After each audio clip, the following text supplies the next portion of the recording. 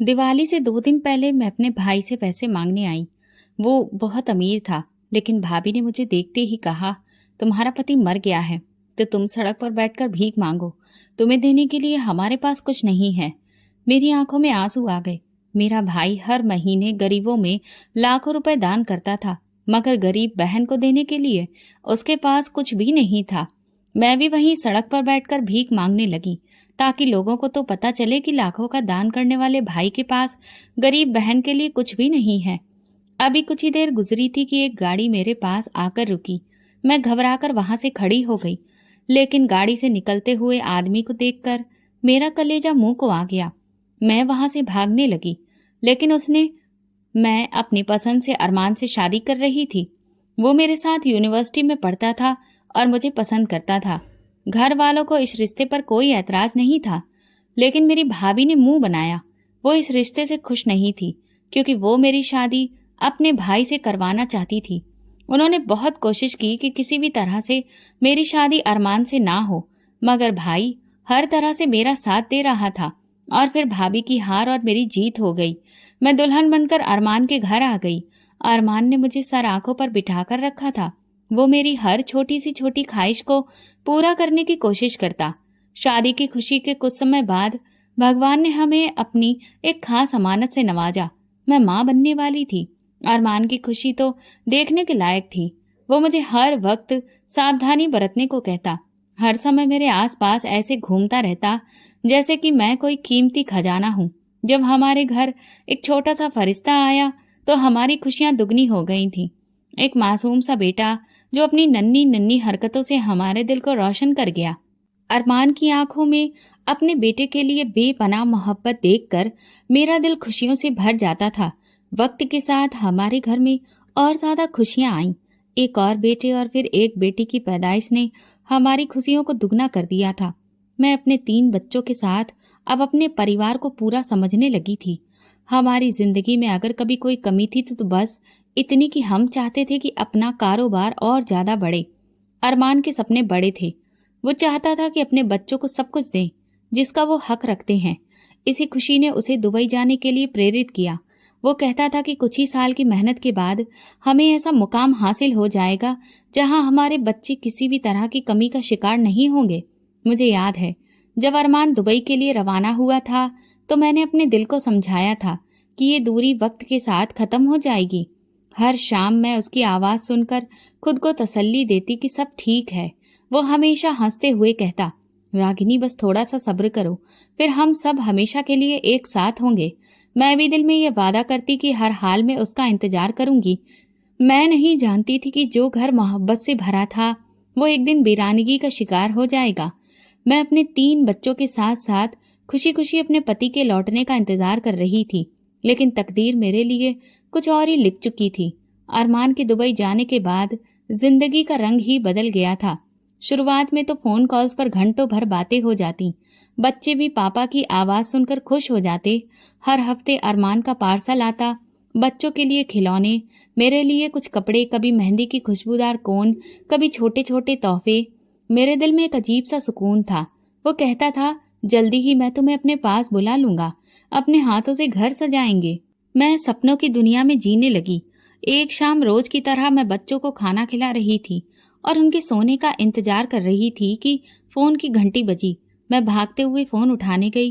दिल खुशी से धड़क रहा था कि शायद अरमान ने कोई खुशखबरी सुनाने के लिए फोन किया है, मगर दूसरी तरफ कोई अजनबी आवाज थी। मैडम, क्या आप रागिनी बात कर रही हैं?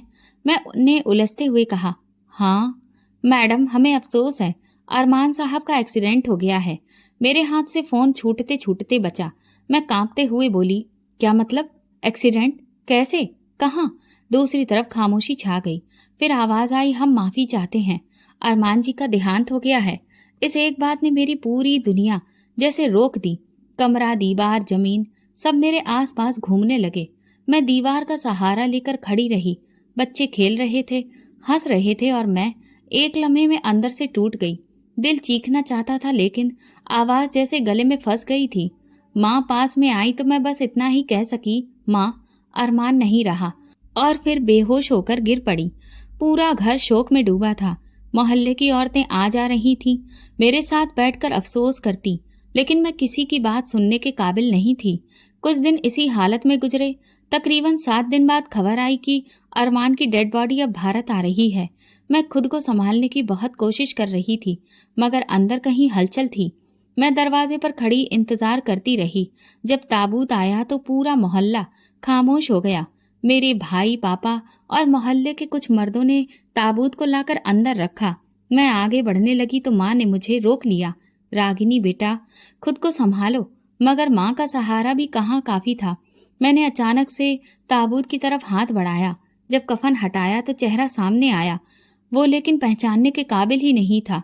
एक लम्हे के लिए लगा कि ये मेरा अरमान नहीं हो सकता, क्योंकि चेहरा इतना बिगड़ चुका था कि आंखें पहचान नहीं पाईं। मैं ताबूत के करीब बैठकर हिचकियां भरकर रोने लगी। अरमान, तुमने वादा किया था ना कि तुम वापस आओगे, ऐसे कैसे जा सकते हो? लोगों ने बड़ी मुश्किल से मुझे वहां से हटाया। अंतिम संस्कार के बाद मैं खुद को संभालने की आखिरी कोशिश कर रही थी, लेकिन दिल अंदर से खाली हो चुका था। अरमान की जलती हुई चिता को देखकर मेरा दिल बार बार चीख रहा था, अरमान वापस आ जाओ। लेकिन अब कोई भी ये आवाज सुनने वाला नहीं था।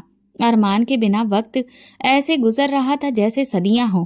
कुछ दिन बाद ससुराल वालों का व्यवहार भी बदलने लगा। जैसे पहले तसल्ली और हमदर्दी के शब्द थे, अब वहां इल्जाम और कड़वी बातें थीं। मैंने हर बात पर चुप्पी ओढ़ ली। मैं जानती थी कि इस वक्त मेरे बच्चे ही मेरा असली सहारा हैं। उनके लिए ही मुझे जीना था, उनके लिए खुद को मजबूत रखना था। एक शाम मैं बच्चों को खाना खिला रही थी कि सास मेरे पास आई और कड़वाहट से बोली, अगर तू हमारे घर न आती तो मेरा बेटा आज जिंदा होता। तेरी मनुसियत ने ही सब कुछ बर्बाद कर दिया। मैं चौंक कर उनकी तरफ देखने लगी। दिल चाहता था कि सफाई दूं, कह दूं कि मौत और जिंदगी भगवान के हाथ में है, लेकिन मेरी जुबान बंद हो गई। मैंने नजरें झुका ली और चुपचाप अपने बच्चों की प्लेटों में खाना परोसती रही। सच्चाई ये थी कि उस वक्त मेरे पास शब्द ही नहीं थे। एक दिन सास ने मोहल्ले की कुछ औरतों को बुला लिया। मैं कमरे में बैठी बच्चों को लोरी सुना रही थी कि बाहर से आवाजें आने लगी। देखा, जब से ये लड़की आई है सिर्फ बर्बादी ही बर्बादी है। पहले तो इसने अपने ससुर को बीमार किया और अब मेरा बेटा भी मर गया। भगवान बचाए ऐसी बहू से। मैं दरवाजे के किनारे खड़ी सुनती रही। दिल चाहा कि चीख कर कहूं कि ये सब कुछ भगवान के हाथ में है, लेकिन मैं चुप रही। बच्चों की तरफ देखा तो दिल खुद ब खुद सब्र की तरफ झुक गया। मैं जानती थी कि अब मेरा हर काम उनके लिए था, हर आंसू, खामोशी, हार, बर्दाश्त सिर्फ उनके लिए थी। एक दिन सास ने हद ही पार कर दी। मैं बर्तन धो रही थी कि पास आकर मेरे हाथ से बर्तन खींचते हुए बोली, अपने कपड़े उतार, निकल जा यहाँ से। तेरा साया भी अब हम पे नहीं पड़ना चाहिए। मैंने हाथ जोड़कर कहा, माँ जी, मैं कहाँ जाऊंगी, बच्चे कहाँ जाएंगे? वो गुस्से से चिल्लाई, जहाँ मर्जी हो जा, पर हमारे घर में नहीं रह सकती तू। उसी वक्त मोहल्ले की कुछ औरतें भी आ गईं। सबने मिलकर मेरा तमाशा बनाया। एक ने कहा, अरे ये तो काली बिल्ली जैसी है, जिसका रास्ता काट दे उसकी जिंदगी बर्बाद हो जाए। पहले अपने ससुर की हालत खराब की और फिर पति को भी मार डाला। मैंने आंखें बंद कर ली। हर शब्द मेरे अंदर तीर बनकर घुस रहा था। बच्चों ने जब देखा कि मैं रो रही हूँ तो वो मेरे पास आकर लिपट गए। मेरा बड़ा बेटा बोला, माँ हमें कहाँ लेकर जाओगी? मैंने खुद को मजबूत किया और कहा, जहाँ भगवान ले जाए वहीं चलेंगे। मैं चाहती थी कि मेरे पति के जाने के 40 दिन अब इस घर में ही पूरे हो जाएं, मगर मेरी सास के लिए कुछ और ही जरूरी था। कुछ दिन बाद सास ने मुझ पर एक आखिरी इल्जाम लगाया। एक दोपहर को जब मैं बच्चों के साथ बैठी थी तो वो मेरे कमरे में आई, मेरे कपड़े फेंक दिए और बहुत ही कठोर लहजे में बोली, बस कर, निकल जा यहाँ से, जा अपना ये काला साया कहीं और ले जा। मैंने उनके सामने हाथ जोड़कर कहा, मैंने कोई गुनाह नहीं किया है, भगवान गवाह है, लेकिन उनके दिल में मेरे लिए कोई जगह नहीं थी। मैंने बच्चों को पकड़ा और बाहर आंगन में आ गई। मोहल्ले के लोग तमाशा देखने के लिए खिड़कियों और दरवाजों पर खड़े थे। मैंने नजरें झुका ली और अपनी इज्जत, अपनी तकलीफ, अपने सपनों को दिल में दफन करके घर से निकलने लगी। एक बुजुर्ग औरत पास आकर बोली, बेटी भगवान बहुत बड़ा है, सब्र करो। मैंने आंखों में आंसू भरकर उनकी तरफ देखा और चुपचाप बच्चों को लेकर मोहल्ले की गलियों में निकल गई। मुसीबत में मुझे गली गली भटक कर मददगार बनने वाला कोई नहीं मिला, लेकिन मैंने अपने दिल में तय कर लिया था कि मैं हार नहीं मानूंगी। भगवान देख रहा है, वही मेरा हिसाब करेगा। जब मैं घर से निकली तो दिन का वक्त था। सूरज सिर पर था और गलियों में अजीब सी खामोशी थी, मगर खिड़कियों के पीछे चेहरे और दरवाजों के पीछे लगी नजरें मुझे महसूस हो रही थीं। मैंने अपने बच्चों को साथ लिया, सामान बस थोड़ा सा था, जिसमें कुछ बच्चों का सामान भी था। कुछ कदम चलने के बाद बच्चे थकने लगे। छोटी बेटी मेरे कंधे पर सिर रखकर सो गई थी। बड़े बच्चे दोनों लड़खड़ाते कदमों से मेरे साथ चल रहे थे। मैंने सोचा कि पुराने से पेड़ के नीचे कुछ देर बैठ जाऊं, मगर वहां दो औरतें पहले से बैठी थीं, जो मुझे देखते ही अपनी बातों का रुख मेरी तरफ मोड़ बैठी। यही है ना वो बदकिस्मत? हाँ, सुना है अपने पति को भी खा गई। अब अपने भाई के दरवाजे पर जाएगी, देखना वहां भी दरवाजा बंद होगा। ये सुनकर मेरे अंदर कुछ कुचल सा गया। मैंने बच्चों को संभाला और दोबारा चल पड़ी। फिर सड़क के किनारे एक रेड़ी वाले ने मुझे देखा तो सिर झटक कर बोला, कुछ औरतें तो खुद ही अपना नसीब छोड़ देती हैं। मुझे कोई रास्ता नजर नहीं आ रहा था। हर तरफ तमाशा देखने वाले, इल्जाम लगाने वाले थे। एक कोने में एक पुरानी इमारत का साया नजर आया। मैंने सोचा कि कुछ देर वहां रुक जाऊं ताकि बच्चों को पानी पिला सकूं। सामने से एक जानी पहचानी औरत नजर आई, मोहल्ले की लता मौसी, जिसने कभी मेरी मुंह दिखाई में मेरी तारीफों के पुल बांधे थे। मैं उम्मीद से उनकी तरफ देखने लगी। वो पास आई, मेरे बच्चों को देखा और अफसोस से सिर हिलाया, मगर फिर एक तरफ होकर कहने लगी, बेटी, लोग बातें करेंगे, अपनी इज्जत बचाकर चली जाओ यहाँ से, तुम्हें कोई जगह नहीं देगा। मैंने धीरे से सिर हिलाया, शुक्रिया कहा और आगे बढ़ गई। दिल में एक ही प्रार्थना थी कि भगवान किसी दरवाजे को मेरे लिए खोल दे। चलते चलते मुझे याद आया कि भाई का घर ज्यादा दूर नहीं है। एक नई उम्मीद पैदा हुई। मैंने बच्चों को पकड़ा और रास्ता बदल लिया। कमर भारी हो चुकी थी, मगर दिल में थोड़ी सी रोशनी थी। शायद मेरा भाई मेरा सहारा बन जाए। जब मैं भाई के घर के सामने पहुंची तो सांस फूल चुकी थी। भाई का घर अभी भी वैसा ही था, ऊंची दीवारों और बड़े गेट के साथ। दरवाजे पर पहुंचकर मैंने धड़कते दिल के साथ दस्तक दी। थोड़ी देर बाद नौकर बाहर निकला। उसने मुझे पहचान लिया, मगर चेहरे पर कोई खुशी या अफसोस के भाव नहीं थे। बस सवालिया अंदाज में बोला, कौन चाहिए? मैंने कहा, भाई से मिलना है, उन्हें बताओ कि रागिनी आई है। नौकर ने कुछ लम्हे सोचा, फिर अंदर गया और वापस आकर बोला, मैडम कह रही हैं कि भैया सो रहे हैं, बाद में आना। मेरी आंखें भीग गईं। मैंने बच्चों की तरफ देखा जो थके थके मेरे साथ खड़े थे। मैंने फिर कहा, बस एक बार कह दो कि बहन बाहर खड़ी है, बस एक झलक देखना चाहती है। नौकर अंदर गया, लेकिन जब वापस आया तो उसकी बात और भी ज्यादा कठोर थी। मैडम कह रही हैं कि परेशान मत करो, वरना गार्ड को बुलाएंगे। मेरी सांसें अटक गईं। जिन हाथों ने मुझे कभी गुड़िया लाकर दी थी, आज उसी आदमी के दरवाजे मेरे लिए बंद हो गए थे। मैंने हार नहीं मानी, गेट पर बैठ गई। बच्चों को सीने से लगाकर आसमान की तरफ देखते हुए भगवान से दुआ करने लगी। कुछ देर में भाभी खुद गेट पर आ गई। दरवाजे का छोटा हिस्सा खोला और तेज लहजे में बोली, रागिनी, इज्जत से वापस चली जाओ, यहाँ कोई जगह नहीं है तुम्हारे लिए। तुम्हारे भाई के सर पर पहले ही बूढ़े माँ बाप का बोझ है, अब तुम्हारी जिम्मेदारी वो नहीं उठा सकते। मैंने कांपती आवाज में कहा, भाभी, मैं काम कर लूंगी, घर के सारे काम करूंगी, बस एक छत दे दीजिए। मेरे बच्चों को अनाथ की तरह दर दर की ठोकरें ना खाने दीजिए। भाभी ने तंज कसते हुए हंसी और बोली, एक वक्त था तेरे तेवर देखने लायक थे, और आज हाथ जोड़ने आ गई है। माफ कर, यहाँ तेरी कोई जगह नहीं है। इतने में अंदर से माँ की धीमी सी आवाज आई, कौन है दरवाजे पर? मैंने तुरंत कहा, माँ मैं हूँ, रागिनी। भाभी ने दरवाजे के किनारे से जवाब दिया, कोई मांगने वाली है माँ जी, आप फिक्र न करें। और फिर दरवाजा जोर से बंद कर दिया। मैं जैसे पत्थर हो गई, न चीख सकी न रो पाई, सिर्फ खामोशी में डूबी रही। बच्चे भूख से बिलक रहे थे। मैंने छोटे बेटे का सिर सहलाते हुए कहा, थोड़ा सा सब्र करो बेटा, भगवान कोई रास्ता निकालेगा। घंटे 2 घंटे यूं ही गेट के बाहर गुजर गए। कुछ मोहल्ले वालों ने मुझे देख लिया। एक औरत ने धीरे से कहा, कभी जो राज करती थी आज दरवाजे पर बैठी है, वक्त का क्या भरोसा। दूसरी ने सिर हिलाकर कहा, इंसान को घमंड नहीं करना चाहिए, देखो आज वक्त ने किस मोड़ पर ला दिया। मैंने अपने दुपट्टे को अच्छे से लपेटा, बच्चों को पास में किया और उठ खड़ी हुई। दरवाजे पर आखिरी बार नजर डाली। दरवाजा अभी भी बंद था और दरवाजे के पीछे बेचेहरे छुपे थे, जिन्हें मैंने मोहब्बत दी थी, जिन पर भरोसा किया था। कदम पीछे हटाए सड़क पर निकली। ना कोई मंजिल थी, ना कोई रास्ता, बस बच्चों का हाथ पकड़े आगे बढ़ती गई। हर कदम मेरे भरोसे को तोड़ता जा रहा था। हर लम्हा मेरी हिम्मत को आजमा रहा था। एक मोड़ पर एक पुरानी दुकान नजर आई, जिसका छोटा सा सिर बाहर निकला हुआ था। मैंने सोचा यहाँ कुछ देर बैठ जाऊं, बच्चों को भी थोड़ी छांव मिल जाएगी। वहां बैठते ही एक बुजुर्ग महिला पास आकर बोली, बेटी, ये दुनिया तमाशा देखती है, अपने भगवान से मांगो, वही तुम्हारे लिए रास्ते खोलेगा। मैंने दिल से भगवान को याद किया। बूढ़ी औरत ने अपनी पोटली में से एक सूखी रोटी निकालकर मेरे हाथ में दी। बच्चों के लिए वो जैसे खजाने के जैसी थी। मैंने वो रोटी 3 हिस्सों में बांटी। बच्चों ने छोटे छोटे हाथों से रोटी थामकर खाना शुरू किया। इस लम्हे मुझे लगा कि मैं दुनिया से कोई शिकायत नहीं करनी। शिकायत हो तो उनसे की जाती है जिन पर अपना अधिकार हो, और यहाँ किसी के पास अधिकार नहीं था सिवाय उस भगवान के जिसके दरवाजे पर मैं अब थी। रात होने लगी तो मैंने फैसला किया कि अब किसी पर भरोसा नहीं करना।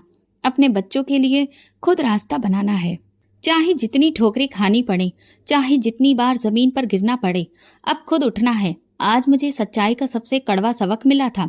जब वक्त बदलता है, रिश्ते भी, चेहरे भी बदल लेते हैं, और जब तुम्हें सहारा चाहिए होता है, तब तुम्हें एहसास होता है कि जिन्हें तुमने अपनी ताकत समझा, वही तुम्हारी सबसे बड़ी कमजोरी थे।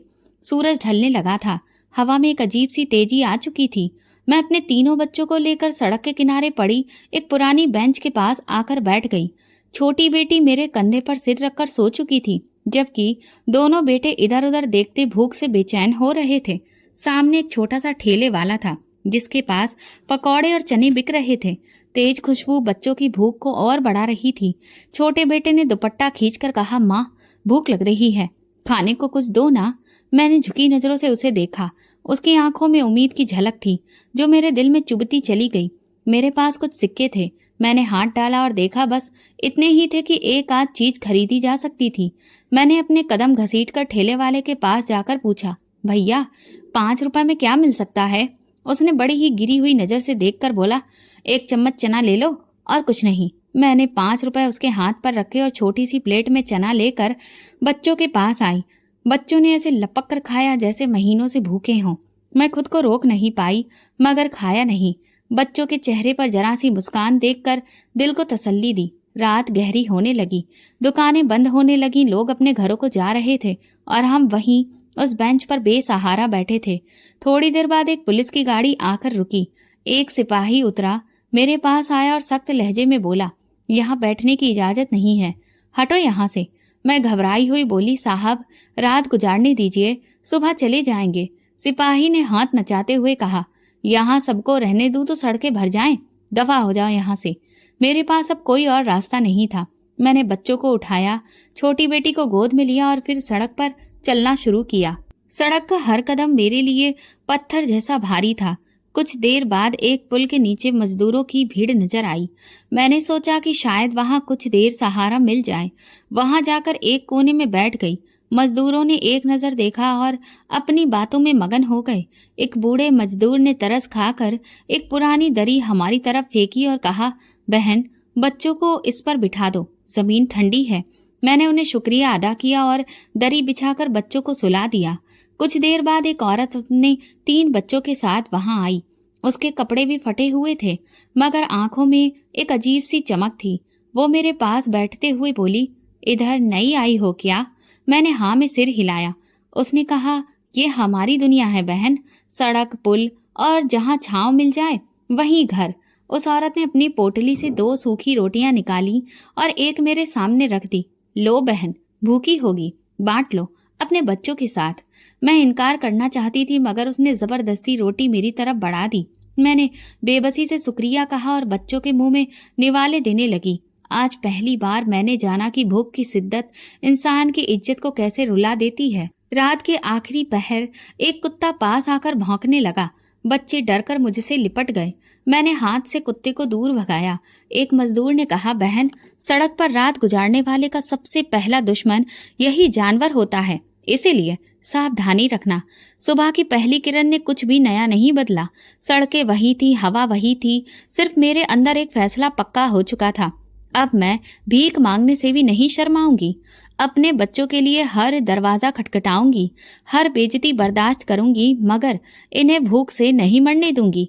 मैंने बच्चों को तैयार किया, बेटी के बाल बांधे, छोटे बेटे को झाड़ा और एक बेटे का हाथ पकड़ भगवान का नाम लेकर पास के बाजार की तरफ का रुख किया। वहां रोज दर्जनों लोग आते थे। शायद कोई भगवान का बंदा हमारी हालत पर रहम खा जाए। बाजार के किनारे एक बेंच खाली थी। मैंने बच्चों को वहां बिठाया, खुद झिझकते हुए बाजार में चलना शुरू किया। दुकानदारों के पास जाकर कहती, भैया कुछ दे दीजिए, भगवान तुम्हें खुश रखेगा। किसी ने दुत्कारा, किसी ने नजर उठाकर भी नहीं देखा। कोई खाली हाथ लौटा देता, कुछ लोग रहम करके कुछ सिक्के फेंक देते और कुछ ताना मारते। आजकल तो भिखारी इतने ज्यादा हो गए हैं कि क्या कहें। जवान औरतें भी भीख मांगने निकलेंगी तो फिर यही होगा। मेरे कदम कांटों भरे रास्ते पर थे, मगर अब दिल पत्थर का हो चुका था। दिन ढलने तक जितने पैसे इकट्ठे हुए, उनसे 2 वक्त की रोटी का बंदोबस्त किया। बच्चों ने खाना खाते ही मुस्कुराकर मेरी तरफ देखा। उस एक लम्हे ने मेरी सारी थकान उतार दी। बाजार के किनारे एक कोने में बैठे कई दिन हो गए थे। अब तो वहां के दुकानदार और ग्राहक मेरे बच्चों समेत मुझे पहचानने लगे थे।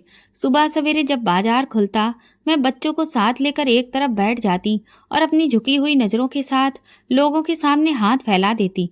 कुछ लोग अपनी व्यस्तता में मुझे नजरअंदाज कर देते, कुछ थोड़े सिक्के डाल देते और कुछ तानों भरी निगाहों से देखकर हंसते। एक नौजवान जोड़ा मेरे करीब से गुजरा। लड़की ने धीरे से कहा, देख कैसी बनावटी शकल बनाई हुई है, हाथ में बच्चे उठा रखे हैं ताकि तरस आए।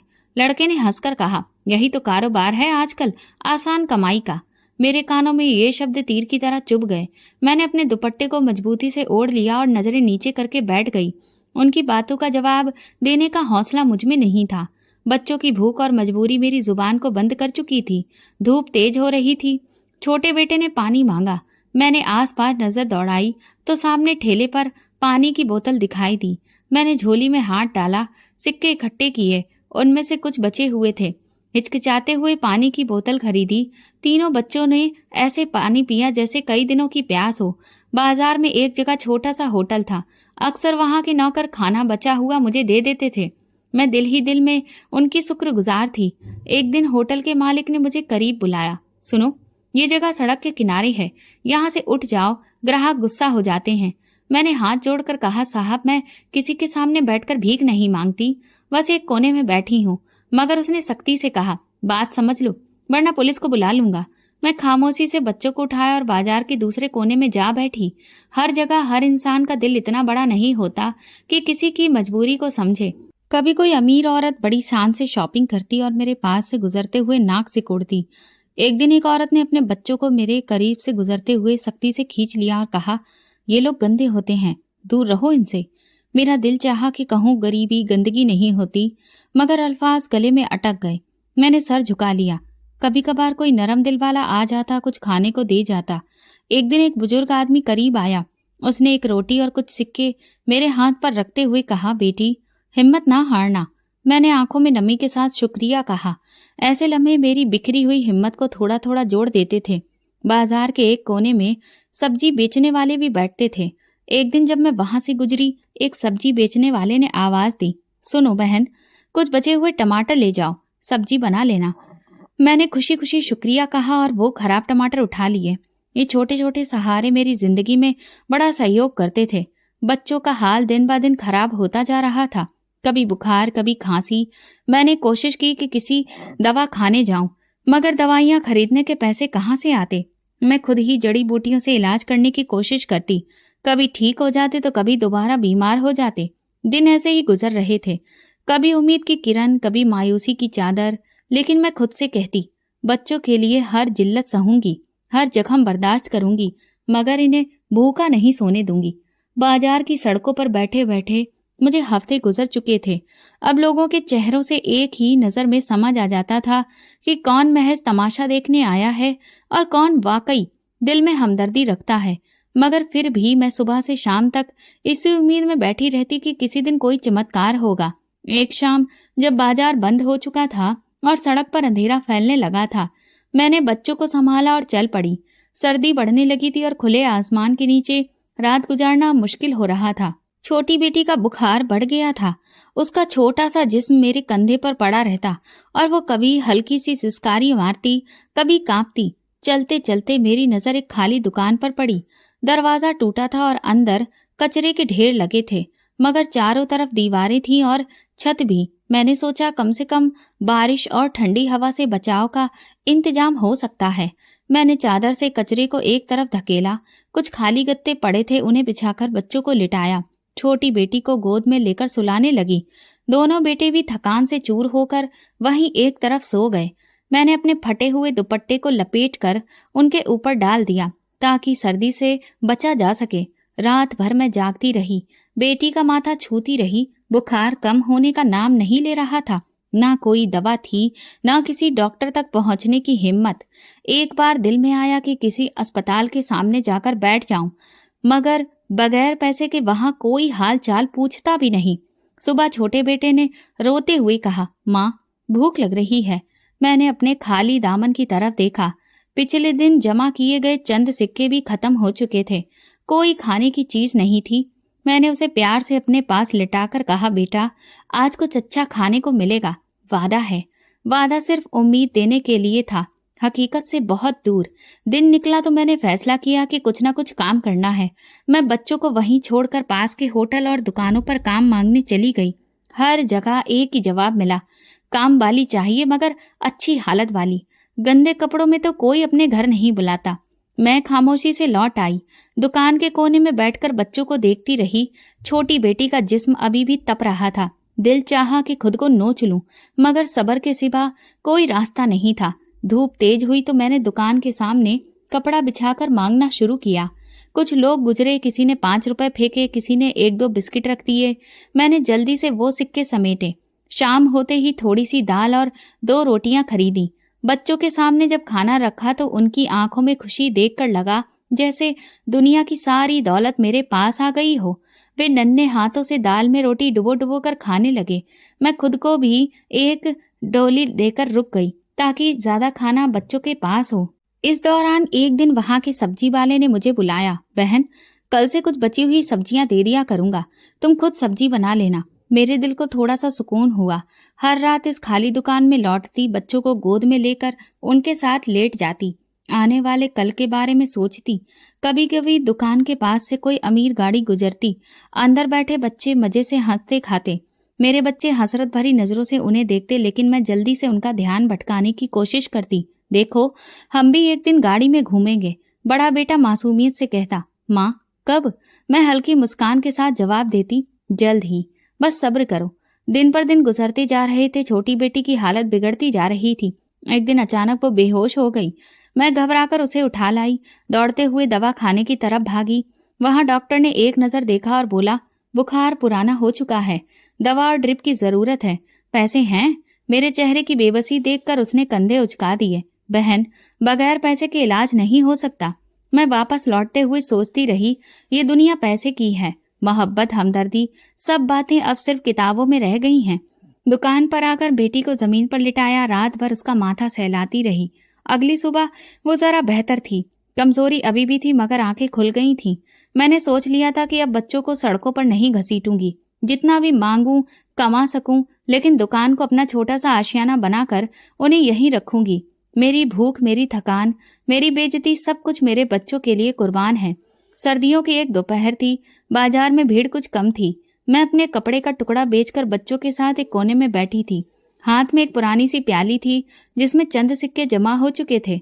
बच्चों को बार बार समझा रही थी कि ज्यादा शोर न करें ताकि कोई हमें डांटे नहीं। इसी दौरान सामने से एक बड़ी और चमचमाती गाड़ी आई। मेरी आदत थी कि नजरें झुका लेती थी, क्योंकि अक्सर ऐसे लोग हमारी तरफ देखना भी गवारा नहीं करते। गाड़ी धीरे धीरे मेरे करीब रुकी। दरवाजा खोला, एक शख्स बाहर निकला। मैंने एक नजर देखा और सांस रुक गई। वो चेहरा जो मैं ख्वाबों में देखती रही थी, जो मेरी हर सोच में था, वो अरमान था। बिल्कुल उसी जैसा, बल्कि शायद उससे भी बेहतर हालत में।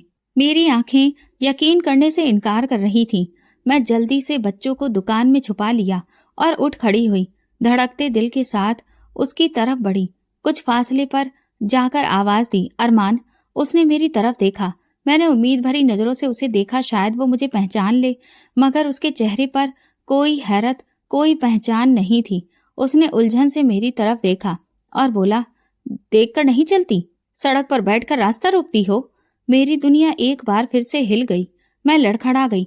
आवाज में कहा, अरमान मैं हूं रागिनी। तुम्हारी रागिनी? उसने ताज्जुब से मुझे ऊपर से नीचे तक देखा और सख्ती से बोला, क्या बकवास कर रही हो? मैं कोई अरमान नहीं, मेरा नाम रविंद्र है।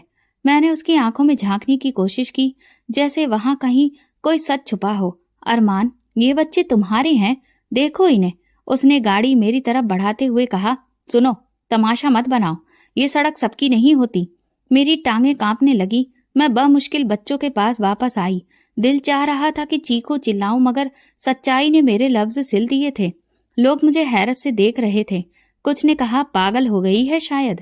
किसी ने कहा भला ऐसा कब होता है, जो मर गया वो वापस कैसे आएगा। मेरी नजरें उस गाड़ी को देख रही थी जो अब दूर जा चुकी थी, लेकिन मेरा दिल वहीं टिक गया था, उस लम्हे में जहां पर हकीकत और ख्वाब डगमगा गए थे। मैं बच्चों को संभालते हुए वापस दुकान की तरफ लौटी। छोटी बेटी ने पूछा, माँ वो कौन था? मैंने उसके सिर पर हाथ फेर कर कहा, कुछ नहीं बेटा, बस एक सपना था। अगले दिन दिल में अजीब सी बेचैनी थी। मैं उसी जगह वापस गई, शायद वो फिर आए, शायद कोई वजह मिले। कुछ देर बाद वाकई गाड़ी दोबारा आती दिखाई दी। मेरा दिल तेज धड़कने लगा। मैंने अपनी जगह से उठकर सड़क के किनारे खड़े होने की हिम्मत की। गाड़ी रुकी, वही शख्स उतरा। आज उसने मुझे देखा तो कुछ लम्हों के लिए रुका। मैंने मौके का फायदा उठाते हुए तेजी से आगे बढ़कर कहा, अरमान प्लीज मेरी बात सुनो। वो सख्त लहजे में बोला, कितनी बार कह चुका हूं, मैं तुम्हें नहीं जानता, दफा हो जाओ यहाँ से। मैंने उसका गिरेबान पकड़कर कहा, अगर तुम अरमान नहीं हो तो तुम्हारी आंखें क्यों वही हैं, तुम्हारी आवाज क्यों वैसी है? वो हाथ झटक कर पीछे हटा और गाड़ी में बैठते हुए बोला, पागल औरत हो, मेरा पीछा छोड़ दो। और गाड़ी तेजी से रवाना हो गई। उंगलियां हवा में रह गईं, आंखों में आंसू थे। उस दिन बच्चों ने कुछ भी नहीं खाया। मैं भी चुपचाप बैठी रही, दीवार को घूरती रही, सोचती रही अगर वो अरमान है तो मुझे क्यों नहीं पहचानता, अगर नहीं है तो उसकी आवाज बिल्कुल अरमान जैसी क्यों है, और उसकी मौजूदगी मुझे अरमान के होने का एहसास क्यों दिलाती है। अगले कुछ दिन मैंने इसी सोच विचार में गुजारे। अब मैं भीख मांगती और ज्यादा सड़क पर नजर दौड़ाती, हर चमचमाती गाड़ी को देखती, हर अजनबी चेहरे में अपने पति की झलक तलाश करती। एक दिन एक भिखारी मेरे पास आकर बैठ गया। उसने मेरी हालत देखी और कहा, बेटी, कभी कभी जो हम देखते हैं वो पूरा सच नहीं होता। भगवान से प्रार्थना करो और उनसे सच्चाई के लिए कहो, सब कुछ खुद तुम्हारे सामने साफ आ जाएगा। मैंने अपनी उंगलियों से प्रार्थना के लिए हाथ जोड़े और दिल से कहा, हे भगवान, अगर ये मेरा वही अरमान है तो सच्चाई को मेरे सामने ले आओ, अगर नहीं है तो मेरे दिल से ये उम्मीद निकाल दो। अब हर लम्हा एक नई बेचैनी के साथ गुजर रहा था। सच्चाई का सामना होना बाकी था और मैं उस घड़ी का इंतजार कर रही थी जब ये परत पूरी तरह खुलेगी। अरमान को देखने के बाद मेरा दिल चैन नहीं ले रहा था। हर दिन उम्मीद और बेयकीनी के बीच गुजरा। मैं जानती थी कि जो मैंने देखा वो कोई धोखा नहीं था, मगर उसका इनकार, उसकी बेरुखी मुझे अंदर से तोड़ रही थी। फिर भी मैं हार नहीं मानी। एक दिन मैंने हिम्मत करके इस सड़क पर अपनी जगह बदल ली जहां से वो अक्सर गुजरता था। बच्चों को दुकान पर छोड़कर मैं अकेली वहां उसके रास्ते में खड़ी हो गई। गाड़ी आकर रुकी तो मैं दौड़कर उसके दरवाजे के पास जाकर बोली, अरमान, एक बार मेरी आंखों में देखो, सच्चाई छुप नहीं सकती। उसने बड़ी ही बेरुखी से कहा, कितनी बार कह चुका हूं, मैं अरमान नहीं हूं, मैं रविंद्र हूं। अपनी इज्जत का कुछ ख्याल करो और दफा हो जाओ यहाँ से। मैं फिर बोली, अगर तुम अरमान नहीं हो तो फिर क्यों मेरी आत्मा तुम्हें पहचान रही है?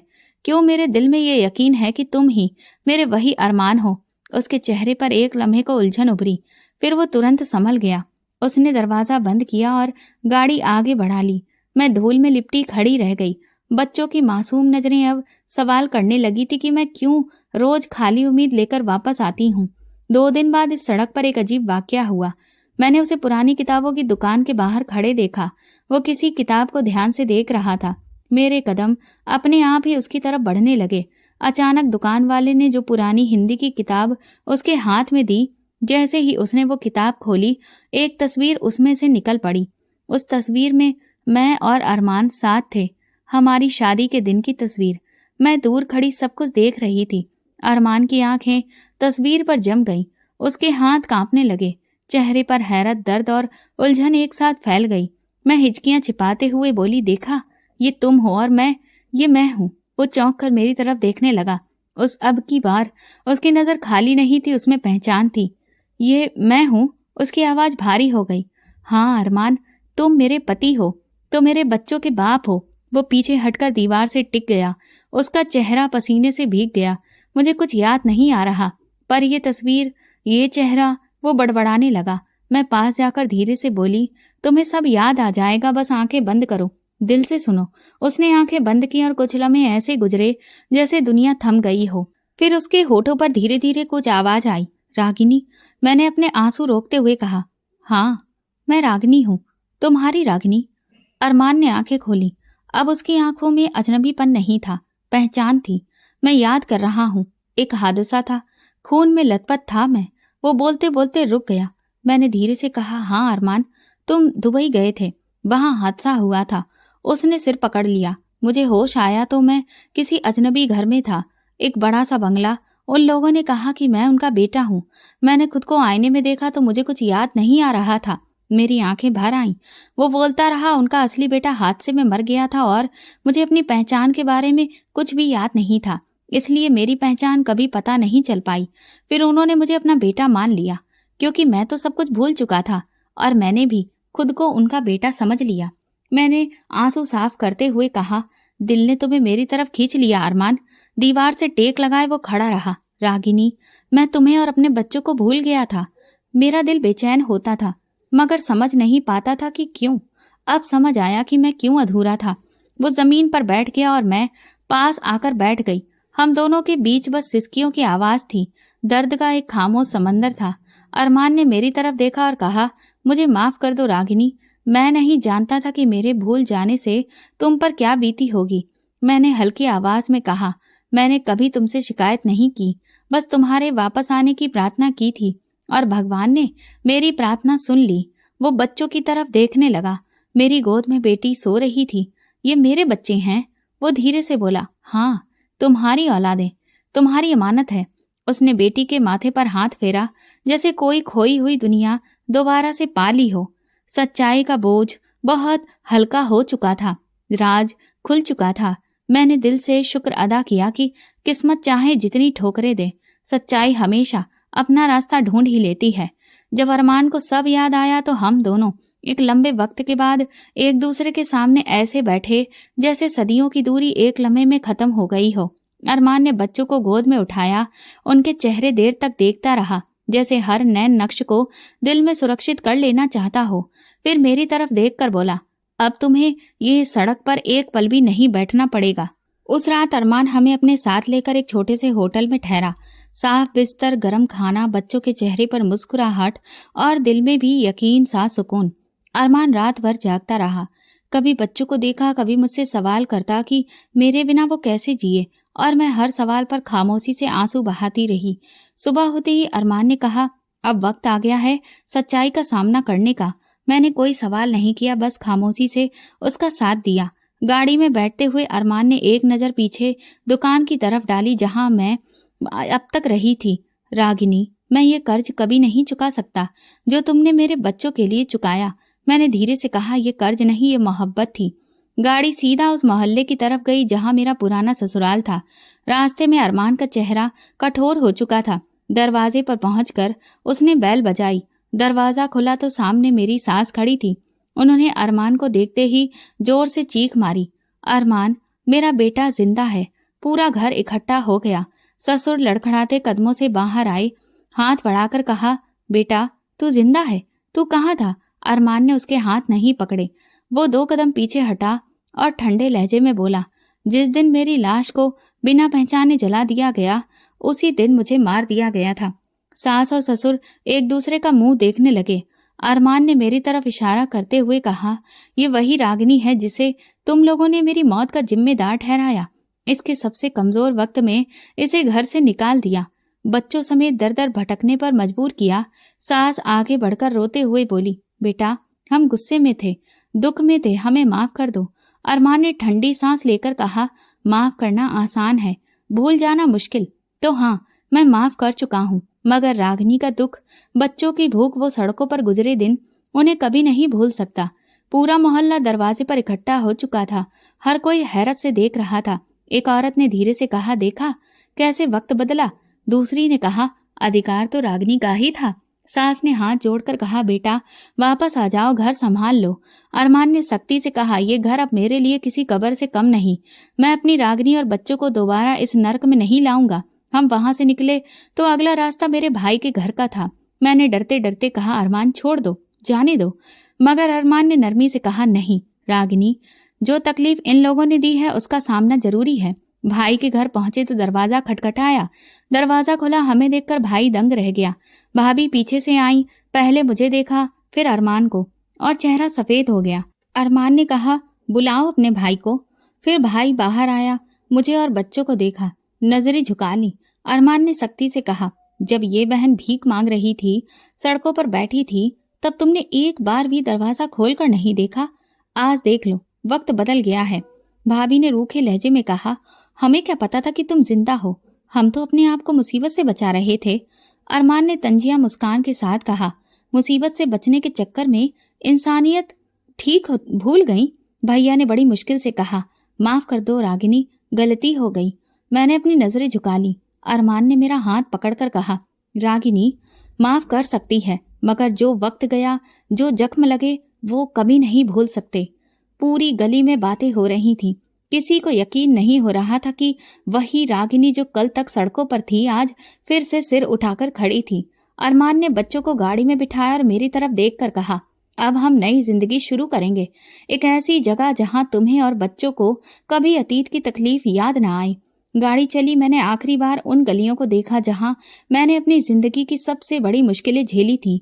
अब मेरे दिल में कोई नफरत नहीं थी, बस एक थकी हुई खामोशी थी। माफी देना सबसे बड़ी परीक्षा थी, मैं जानती थी, मगर उन जख्मों को भूल जाना आसान नहीं था जो मेरे अपनों ने मुझे दिए थे। नई जिंदगी की शुरुआत आसान नहीं थी, मगर अरमान ने हर मुमकिन कोशिश की कि मुझे और बच्चों को वो वक्त भुला सके जो हमने मुश्किल में गुजारा था। हमने एक साफ सुथरा नया घर लिया, शहर के कच्चे इलाके में। बच्चों के लिए स्कूल का बंदोबस्त किया। मैंने पहली बार जिंदगी में यह महसूस किया कि मेरे सर पर कोई ऐसी छत है जहां से तानों के पत्थर नहीं बरसेंगे। अरमान ने कारोबार को संभाला, दिन रात मेहनत की और अक्सर कहता, रागिनी जो वक्त तुमने गुजारा मैं उसे कभी मिटा नहीं सकता, लेकिन जो वक्त आने वाला है उसे जरूर खूबसूरत बना सकता हूँ। मैंने मुस्कुराकर सर हिलाया। बच्चों की खुशियां मेरी जिंदगी की सबसे बड़ी दौलत बन चुकी थी। हमारे आसपास लोग हमें इज्जत की नजर से देखते थे। अब कोई तानाकशी नहीं होती थी। बाजार में जाते तो लोग सर झुकाकर नमस्ते करते। नए मोहल्ले में हमें इज्जत मिली, सुकून मिला, लेकिन कहीं दिल के किसी कोने में पुराने जख्म अभी भी ताजा थे, जो कभी कभी रात के सन्नाटे में हरे हो जाते थे।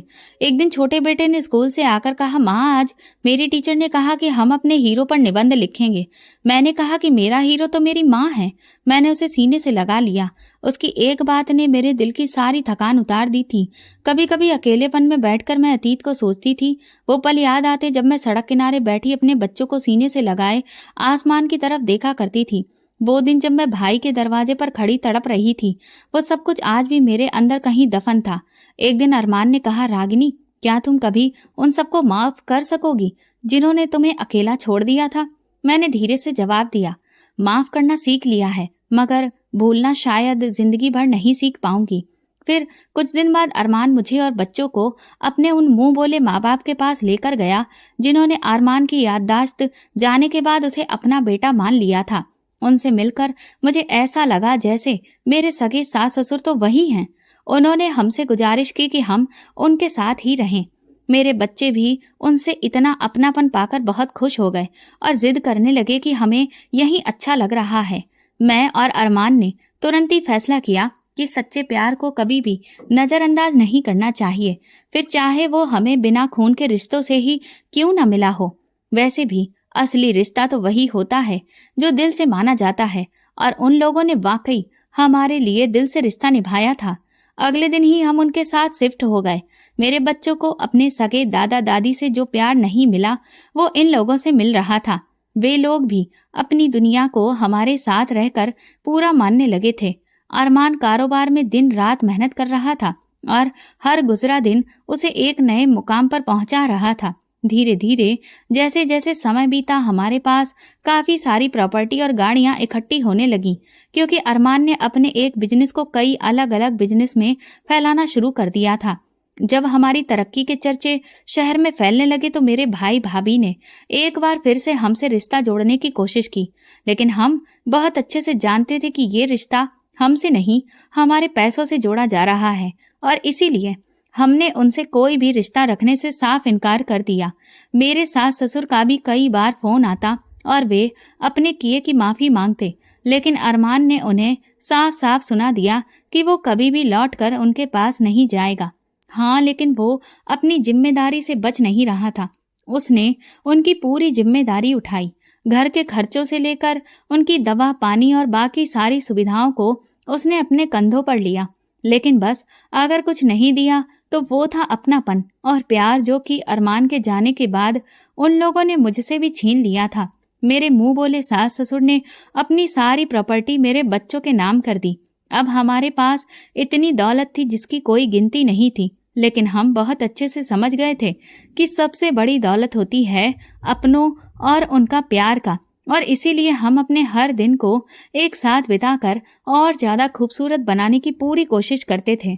हमें अपनों के प्यार की दौलत समझ आ गई थी, लेकिन हमारे अपने अभी भी दौलत के नशे में ही घूम रहे थे और सिर्फ उन्हीं लोगों से रिश्ते जोड़ रहे थे जिनके पास दौलत का खजाना था।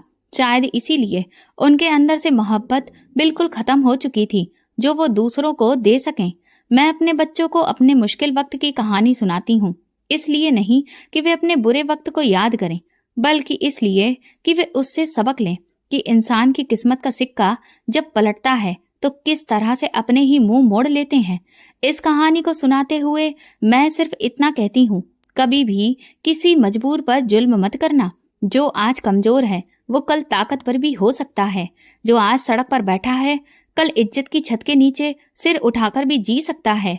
वक्त कभी एक सा नहीं रहता, हालात बदलते हैं, चेहरे बदलते हैं और सब कुछ बदल जाता है, मगर भगवान हर वक्त देख रहा होता है। मेरी कहानी से ये सबक मिलता है कि मोहब्बत, सब्र और भगवान पर भरोसा इंसान को हर अंधेरे से निकाल सकता है। कभी किसी की मजबूरी को अपनी जीत ना समझो, क्योंकि सच्चाई में सब कुछ भगवान के ही हाथ में होता है और भगवान कभी भी जालिमों को माफ नहीं करता। तो दोस्तों, अगर आपको हमारी कहानी पसंद आई हो तो प्लीज कमेंट करके जरूर बताएं। वीडियो को लाइक करें और ज्यादा से ज्यादा शेयर करें। अगर आप चैनल पर नए हैं तो सब्सक्राइब जरूर करें और नोटिफिकेशन बेल को दबाएं ताकि अगली अपडेट सबसे पहले आपको मिले। धन्यवाद।